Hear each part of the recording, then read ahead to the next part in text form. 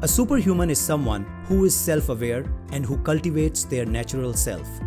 Each one of us are gifted with our unique observations, inclinations, and curiosities about life. The goal of the Superhuman Project is to help professionals be their best self, to realize our full potential, to honor our natural selves. In each episode, I will invite professionals on top of their field and I will ask them questions about their quest for self-mastery, self-awareness, what makes them successful, and how they stay at the top of their game. Ultimately, it is about living a life we always wanted to live and not letting other people define it for us. Making sure we fulfill the potential that God has given us and we are living our best selves. Let's jump in. So today on our podcast, we have one of my favorite people on the show.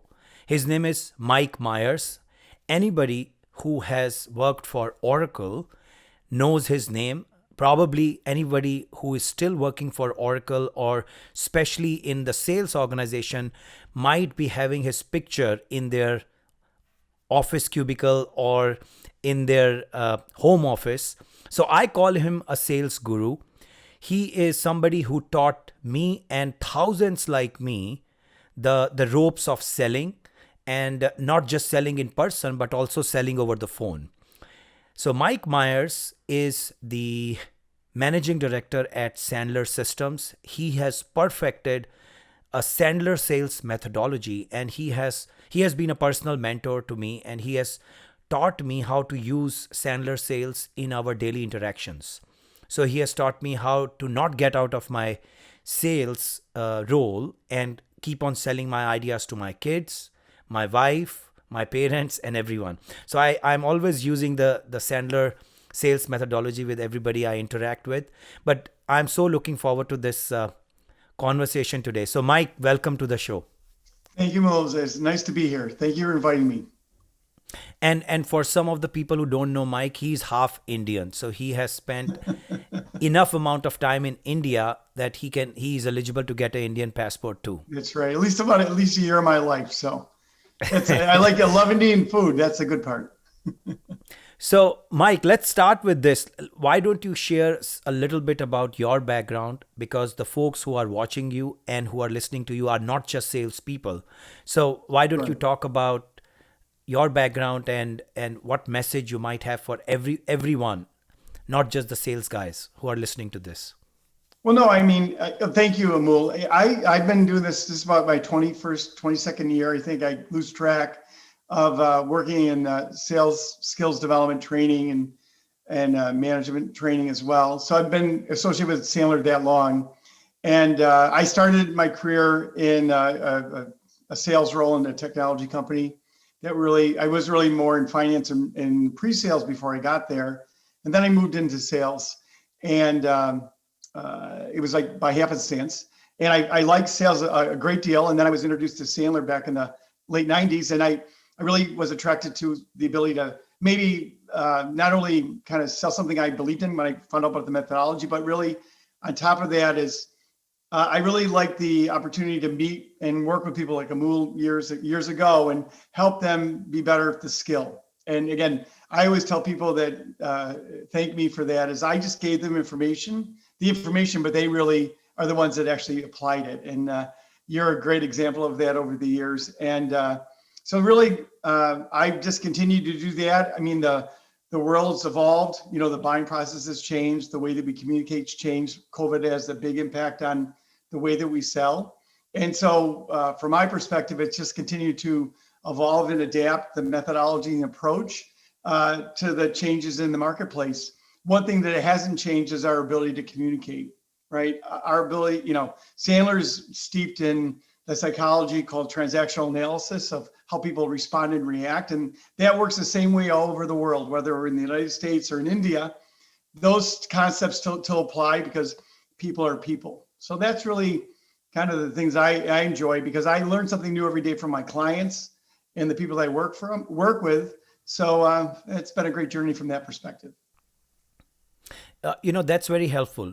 Now, the folks who do not have a sales background, there are so many different schools of selling. spin sales, and various other account intelligence methods. What is so special about Sandler? Why? How is it different? And why do you like Sandler? Well, I was attracted to Sandler because it's just not about tactics and techniques. I mean, that's what we're probably known for, is really how to really have a communicate with someone when we're having a conversation, and really talking through concepts or whatever it is. And the thing around Sandler is it's just not about techniques.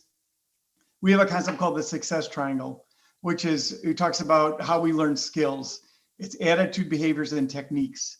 So the thing that I really was gravitated to me towards Sandler is really starting with the mindset and beliefs, because I find, based on my experience, I work with a lot of different sales organizations and everyone with different tenures in sales. But a lot of times the first thing you have to work on is their mindset, right? And their belief system. Because if you don't work on their mindset, then it doesn't matter what tactics or techniques you teach, it's irrelevant because they're not going to change. And one good example is when COVID hit. We saw two different types of, I would say, companies and probably individuals within those companies. In some companies, you saw they said, "Hey, listen, we're going to put our heads. We're going to do nothing. We're going to put our heads here. We're just going to stop everything and just do our best to survive until COVID is over." And because their whole, they just really saw the market being the upheaval. Other companies came to us and said, "Hey, we're trying to understand how to sell in this environment and how to really get ready for the recovery. So we want you to spend time with our sales organizations to really help us be more effective in a virtual selling environment." So I think that really started with a mindset, because if people feel like, hey, no one's buying anything now because of the pandemic and no one's spending money, well, that's where their mindset started. But the people that said, I have to learn how to adapt and respond to the changes in the marketplace, those are the people that were successful. So I think that's unique around Sandler, is not only the tactics and techniques, understanding what behaviors and activities are important to be successful and how those change, and then understanding what mindset you have to be in order to execute those specific, changes or tactics or techniques. This is very helpful. The mindset, focus on mindset is very important, especially when we are expected to think on the feet. So it's very important not just to rehearse your lines or the kind of questions you want to ask. It's all about the mindset in terms of the reason to connect with people or how to connect with people. Now, moving on to the topic of the podcast, the Superhuman Project. For my listeners and also for my guests, the Superhuman Project is about gathering tips and tricks for being our best, for living our full potential. And especially when you are talking about living in a multidisciplinary, multi-career world. So when you are jumping the ladder, it's far more important to have a mindset that helps you go out of your comfort zone, talk to other people, and connect with them. Now, one of the skills that I learned from Mike Myers, and I always share this with anybody who's looking for job hunting, is how to answer this question, tell me something about yourself. And I don't know, Mike, if you remember this, probably around 10 years ago, this is one thing which Mike actually taught me how to nail an interview right away. So mostly in interviews, the first question is, or an icebreaker question is, tell me something about yourself. So the way I used to answer that question was walking them through my resume. So one day I was doing a role play with Mike, and Mike said, that's not the right way to answer that. So he said, probably the right way to answer that is, you can look at my resume and you can see the different key positions and roles I have played. Is there anything specific you would like me to touch upon? And that is more like, Sandler at play with the interviewer, where the interviewer gives me cues on what kind of an answer they are looking for, or where should I focus more on? Should I focus more on the last job I had, or should I focus more on the skills that I displayed or I used in my job that can help him understand my fitment for the job I'm interviewing for? So I'll go back to Mike about this. Mike, can you share your mindset response for for in preparation of interview or just answering this question? Tell me something about yourself. Yeah, so this is again, thank you, Amul. And I think that question really is to understand where to start, because part of the process is to minimize the assumptions you're going to make, because you may feel like these are the most important things an interviewer wants to hear about me. And so your ability just to kind of just ask that question, like understand the intent of that question is the important part, right? The content is like, tell me about yourself. We're going to have to fill a lot of the blanks in. But if I said, I could talk a lot about my experience, I could talk about the types of people that I've worked with in the past, but what areas would you like me to focus on first? And now they're going to give you that guidance and tell you what's important to them. And then you can answer the question, and then it's almost like when they say, why what makes you qualified for this role? I would say, well, I'm happy to answer that question from my perspective, but if you think about the top 3 things you're looking for in this role, let me know that, and then I can answer those. I can hopefully answer those based on my background and see if it's a fit or not a fit. So I think those are important. The mindset really is that, somebody said, I was actually, this happened this week. I was talking to a client. I was doing a discovery, and they had asked me about, they're talking about their salespeople. And they say, I always tell them not to take the bait, and I loved how he said that. It's like, when they ask that first question, we could answer it right away, like take the bait, or we could step back and say, okay, let me understand where you're coming from first before I provide the answer. But don't you think like answering every question with a question in a job interview might not offend the interviewer? Well, so you think about it for a second. I didn't say answer every question with a question. It's really understanding the intent before you answer the question, right? Because if I said, tell me about yourself, you could talk about your job experience. You could talk about your education. You could talk about your experience with customers. I'm trying to maximize your time, if you think about it. And I'm trying to focus on the areas that you care about. So I feel like it's not about not answering, it's about understanding. Stephen Covey, and I don't have the quote exactly right, listen to understand, not to respond. I think that, and I see this even more and more. I mean, one of the things that's changed dramatically is the inability of people to active listen, like be in a conversation, because they're always interrupted by the phone and by distractions. And so your ability to be with that person and really understand where they're coming from is going to be a key attribute that's going to make you successful in any role you have in life or in your career. So let's build on in the interview process itself. What are some of the other tricks and tips you might have for handling a job interview?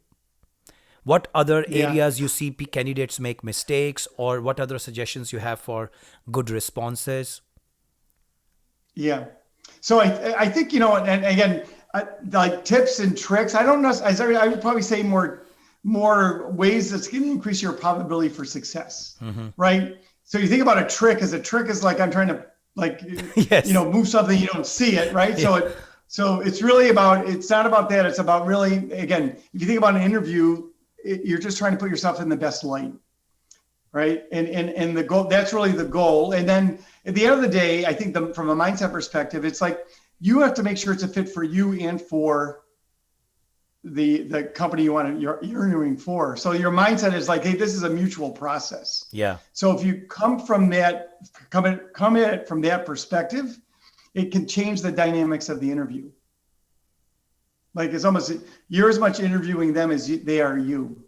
And that no can go either way, right? Yep. Because at the end of the day, you could get a job that you're not a good fit for, and it's not a fit for you or the organization.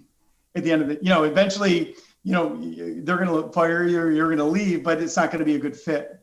So part of the thing I always think about is when I'm looking at the interview process, I'm going to want to understand kind of what are the most important attributes to be successful in the role, independent of what I bring to the table.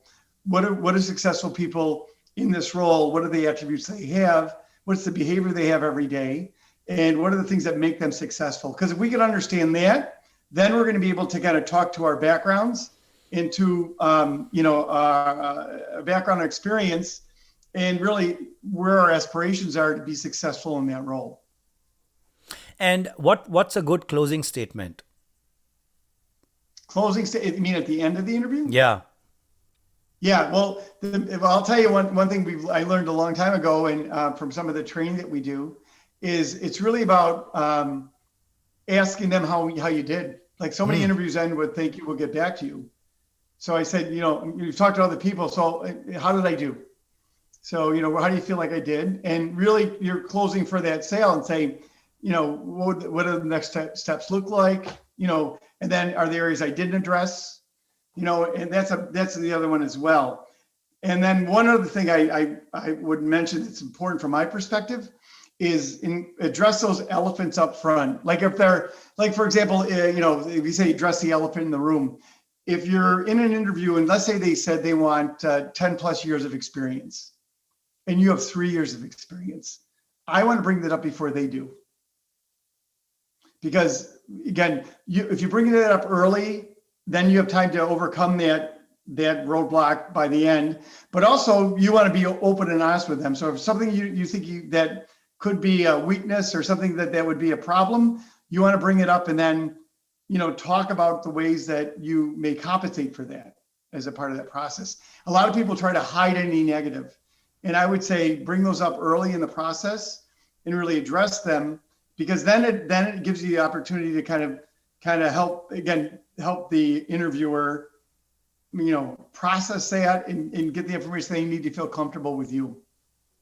So in the COVID or the lockdown era where work from anywhere is in place, even hiring process is all remote. So what's your advice there? How should candidates prepare for such remote interviews, and what is the best? Do you have any suggestions there for a virtual hiring process? I think anything you would do in a face-to-face interview, you want to do when you're going to be virtual. Again, your camera's going to be on. You're going to be having eye contact. You're going to minimize distractions. So, this is my office behind me. I'm comfortable with that. I don't think it's distracting. But if you had a distracting background, you want to put something in that's not distracting on. But I find, having your cameras on makes a big difference in your ability to bond. And again, I think that's required. They always talk about where it is, like it should be eye level, right? You want it to be, down here. You want to be eye level for you in terms of when you're speaking to the person. And again, I would just treat it as if I would treat a face-to-face interview. No different. So my guess is that most interviews you go on most interviews you go on, they're going to have their cameras on as well. Yeah. No, that's very helpful. Now, I know that you have exposure of talking to senior leaders and so people across all levels in an enterprise. So what is that one trick? Again, I come back to tricks. But what is that one area which helps you connect with people at all levels?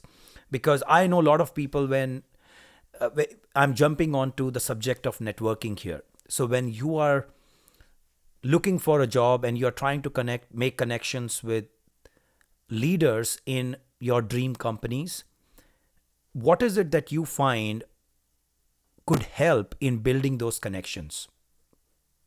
Yeah. So I guess there's probably two parts to that question. One part of the question is really about how do we connect with them, right? Yeah. And then once we're connected with them, how do we have a conversation? Yes. So part of it is like, what's in it for them, right? So if I'm going to connect with, if you're going to reach out to someone that's whatever their role is or their leadership position, they're like every day you make those decisions. You say, my day's full every day. I have a lot of meetings and a lot of things I'm doing all day long. And so what's in it? What is in it for me? Not from maybe a selfish perspective, but they're saying, why do I want to connect with Amul? And so my goal really is, and I think you're probably better at answering some of these things than I am, is that you've been a great connector over the years and you've always been fearless. That's one thing I remember about you. and that you'll connect with anyone that you feel is appropriate, that you're trying to get information from. And people generally want to help or be helpful. I mean, I think that's just that's part of our DNA. And so if you can connect with some, they understand why, and whether it's being helpful or whatever you're trying to accomplish, I think it's really helping you to articulate that to them in that way is an important part of the process.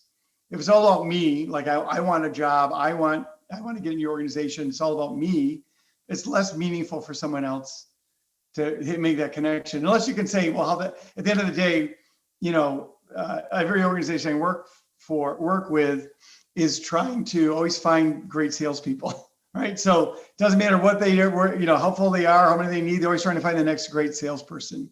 So that VP of sales is always recruiting, right? We always be recruiting and finding those people that are successful and articulating that to them and having those conversations.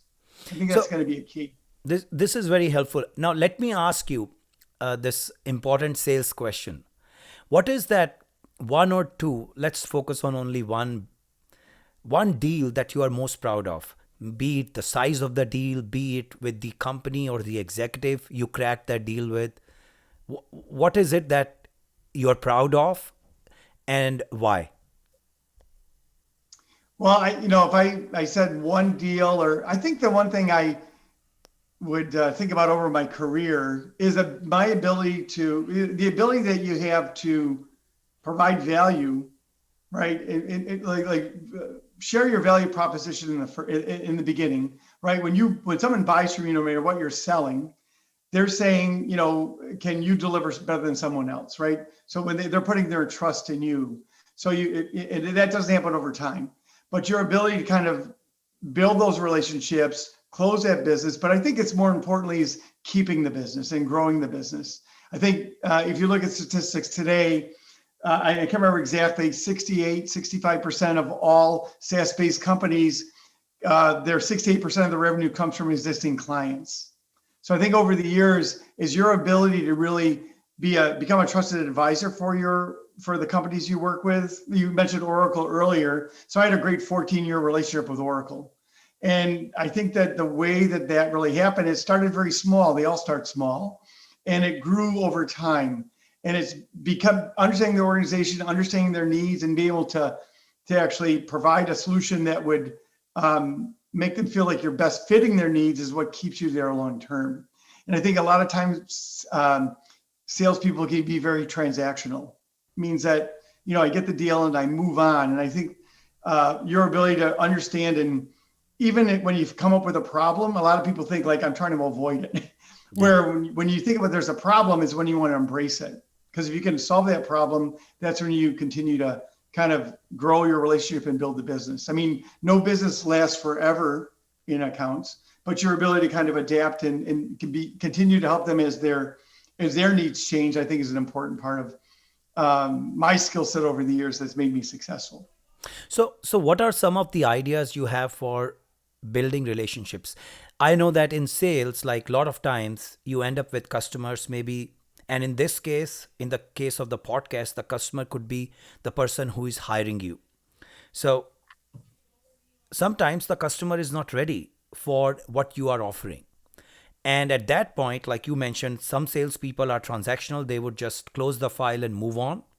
And while others, they are more strategic and they focus on pinging the customer and making sure they have some warm connection so that when the customer is ready, they get the business or they get the job.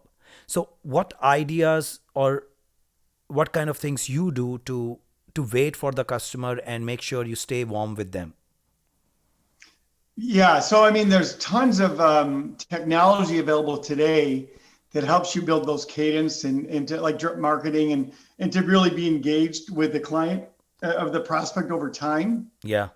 I think there's two buckets. One bucket would be people are ready only at, I'll give you an example in our world. If you talk about like a large multinational that have thousands of salespeople, when they consider a new methodology, it's probably once every 3 or 4 years, or they maybe to change or adapt to the methodologies, like windows open and close. Like you could come to them halfway through, maybe a year in after they selected something, have the best ROI, have a great solution, but the windows are closed. So part of the things is really understanding where they are in their buying process. Are they open to exploring it or not? And I think that I think sometimes salespeople either go too fast or too slow, meaning they're too far in front of the customer or too far behind it.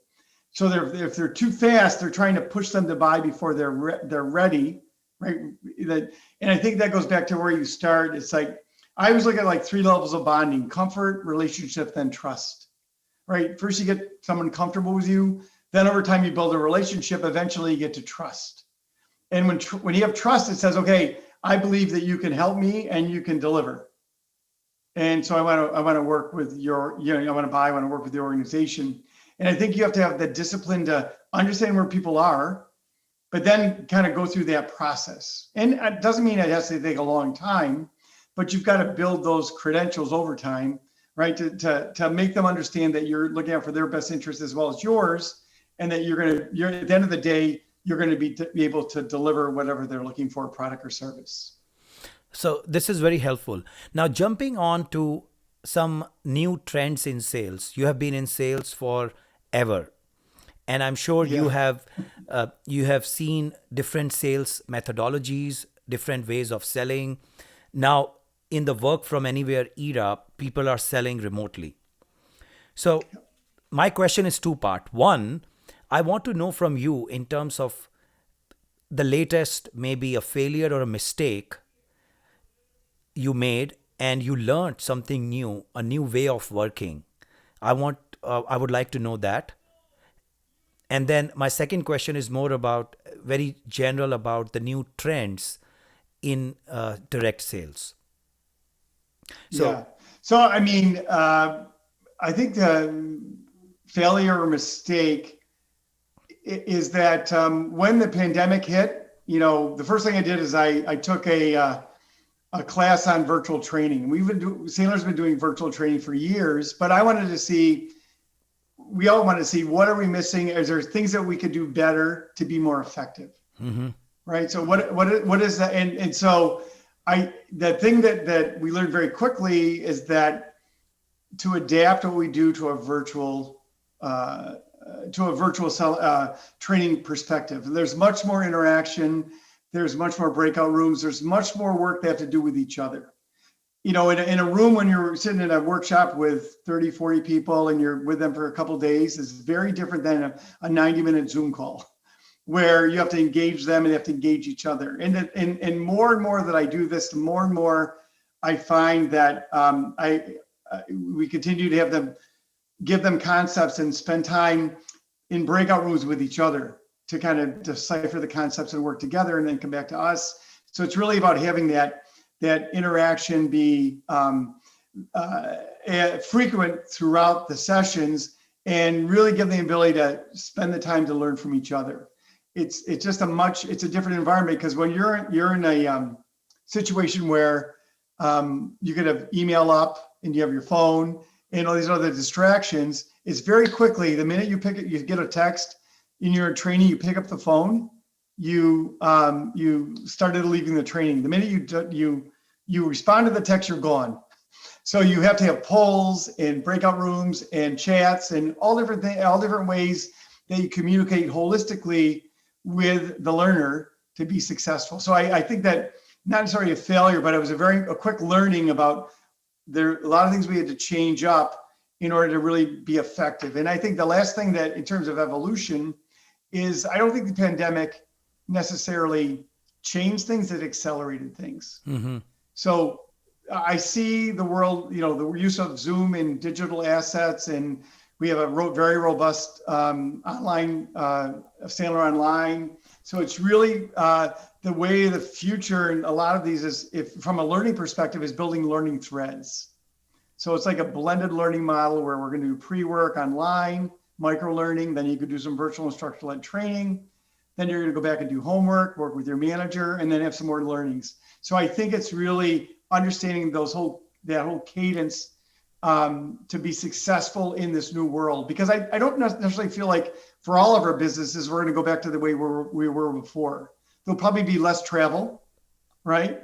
There will still be travel. People will travel to visit people. I think I read a study where they said, they asked HR that they said their budgets are 70%. They assumed that, I think 70% of the companies that they researched said they had the same travel. They're going to have a similar training budget after the pandemic. So they expect still to be traveling. But I think that we'll leverage more of our Zoom and other ways to communicate with our prospects and clients.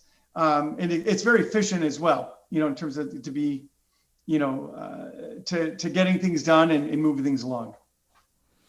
And in continuation with talking about tech trends in sales, in general, how do you see the future of work or the future workplace, and what kind of skills you believe are important to be successful in the future workplace?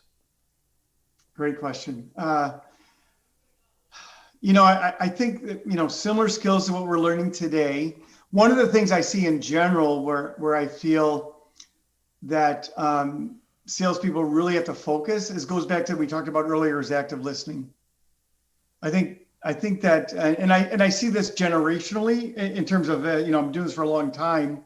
And I think that, and not to pick on younger sales folks or young people earlier in their career, but there were so much in interrupt mode, in terms of like we have text and we have our email, and we're always about, that immediate gratification. I mean, one of the things I did, I took out the notification when I get an email. I don't know, right? It's off like it used to come up in the corner of my screen. It said you had an email from this or that. So I got rid of a lot of these distractions, because when I'm on the phone, I want to be focused, or I'm on a call or doing training. I don't want any distractions.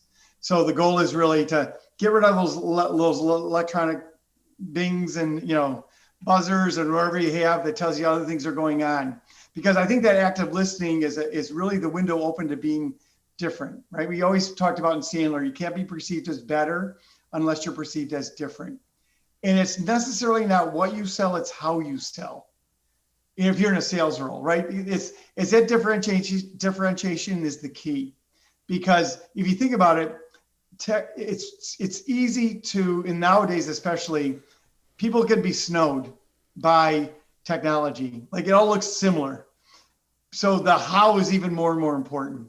So I think that's where I find that as we evolve, we have to just continue to hone those skills, in terms of active listening, so that we can provide the right solutions based on what we heard.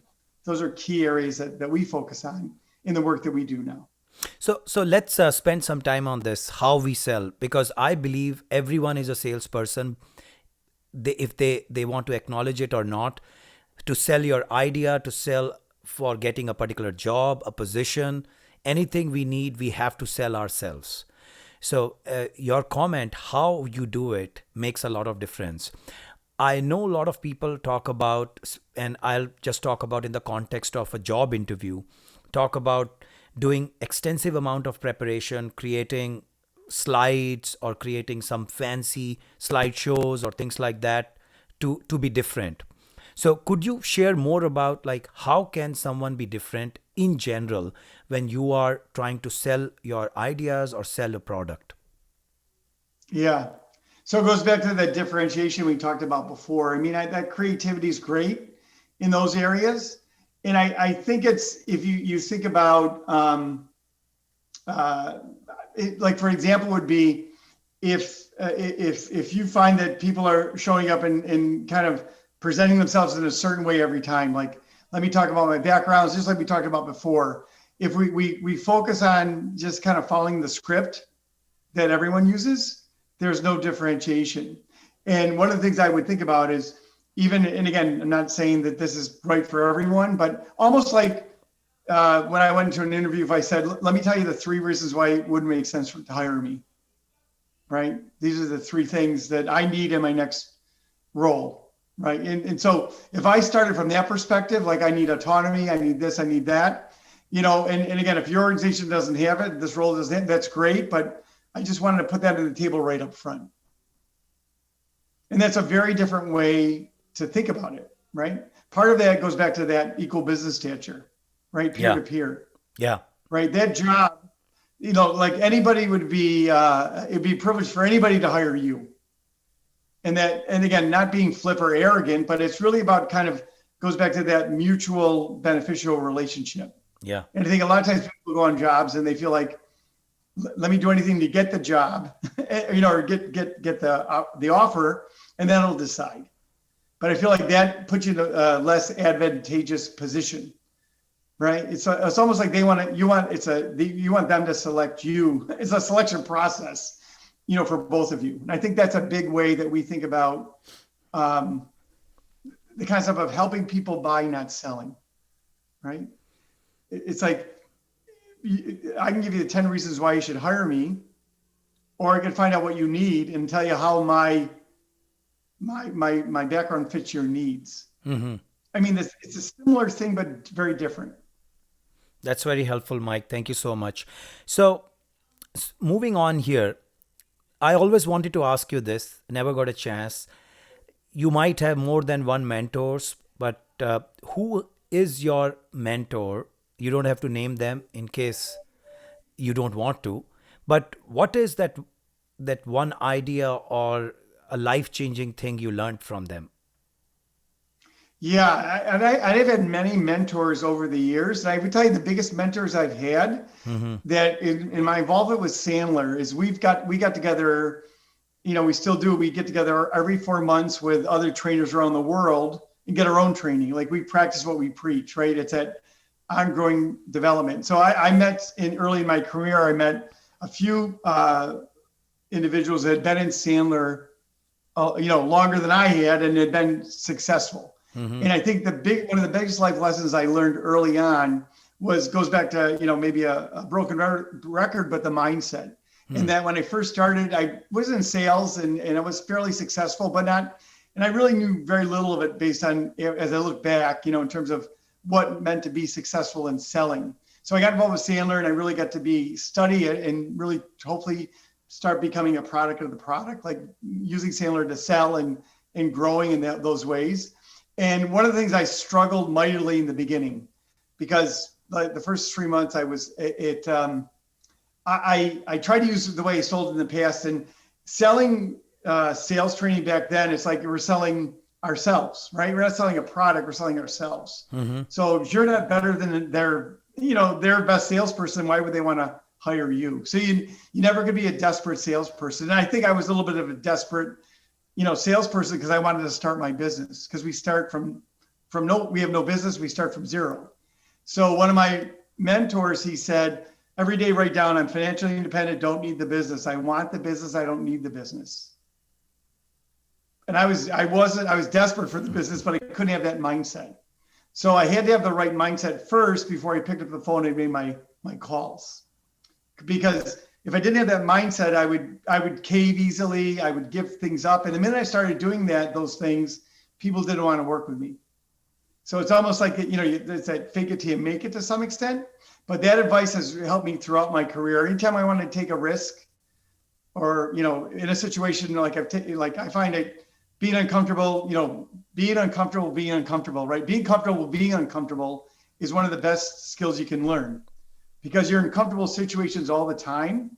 And I'd always have that mantra in my head, I want the business, I don't need it. And then I would ask the right questions. I would be much freer to be disarmingly honest, and people would appreciate that. And therefore get more business. So that was really one of the best bits of advice I ever got from Sandler and from my mentor. And I think that everyone has to work through that every day in different ways. So Mike, this is very good. I know that there is a very fine line between desperation and being very passive, because sometimes when you are trying to not show your desperation, the customer might perceive you as you are not hungry for business. So how do you maintain that fine line? Because I have gone through that. The mindset is I want it, but I don't need it. Mm-hmm. So that's key. You want the business. Like, I think, it's what you're driven by. Like I'm driven more to win than the money. The money will come if you and so winning from the perspective of that you're bringing somebody over to your side of the table and you decide to work together, right? That's the win, right? And I think that it's not about being arrogant, or some people call it Sandler going bad, like being arrogant or it's more a question of just your ability to be open to what they have to say, but also being able to call things out. Like if they say to you, like our famous one is if they want to think it over at the end of our process, right? So let's say we go through a whole sales process and a movie say, hey, that looks great. It looks good. It looks great. I really think I want to move forward, but I want to give us more time to think it over. And we know based on our training experiences, most of the time when somebody says they want to think it over at the end, it's really a no. Yeah. So if you're financially independent, don't need the business, you can say, hey, I appreciate you saying that. Most people say they want to think it over at this point. It's either a no or I've missed something. And then you'll get the unspoken objection. Yeah. Right? So I think that's the key is our goal is really, we're trying to get the unspoken objection on the table. And if you're financially independent, don't need the business, you're able to say that. If you're desperate, you're going to say, what do you need to think over? Yeah. You said you need this, you said you need that, and they're going to tell you what you want to hear. Yeah. As opposed to tell you the truth. So those are the things I think when you talk about that, that's really what it really means. This is very helpful, Mike. So, and what is that one book that you always refer to or advise people to read? Well, I would probably be remiss to say that if you didn't have Sandler's book, You Can't Teach a Kid to Ride a Bike at a Seminar. I mean, that's a wonderful book, but it's for me, and I think you probably share the same thing, is you learn new things all the time. So my goal is I do a lot of audiobooks, but is to really every time I hear a good book is put it in my audiobooks and then get to it or read it when I get a chance as well. Don't do as much reading on planes anymore. You do more work when you could fly. But really, if you're in sales, that's a great book, right? There's many other books I've read over the years, like Mindset's a great book by Carol Dweck. If you really want to focus on a growth mindset versus a fixed mindset, I recommend that book highly. And Negotiation, Never Split the Difference by Chris Voss is another wonderful book that really gives you insights. It's very Sandler-esque if you read the book in terms of what the FBI uses in terms of psychologically, in terms of negotiations. So there's a lot of wonderful books out there. But and the other one, I think that was another big one in my career that helped me a lot, was Switch by Dan and Chip Heath. Wonderful book about change and the elements of change and why little changes are hard and big changes aren't, and how do you really put those in your life. So those are a couple I'd recommend. Yeah, and the book Switch you gifted me, I know, at one of the trainings. And definitely the Sandler book, I would say, even if you are not a salesperson, Sandler book is something which everyone should have. It teaches you basics of human interaction, basics of having that mindset where you are trying to understand the other person before making any assumptions based on just their body language. So I'll put the names of these books in my show notes. And before I let you go, Mike, people who are listening or watching you, where can they find you? You can just reach out to me via email at mmyers, MMYERS at Sandler.com. Pretty simple. We have a lot of resources at Sandler.com as well. If you want to find out more about our organization and how we work with people in many different ways. Perfect. Thank you so much, Mike. I really appreciate you giving us time today. My pleasure, Amul. It's good speaking with you today. Thanks for listening. You can continue to hear the full episode on our YouTube channel or Apple iTunes or Spotify. Go there and search for the Superhuman Project and you will find us. Also, if you would like to contact us, please go to our LinkedIn page and send us a direct message. Until next time, thank you again.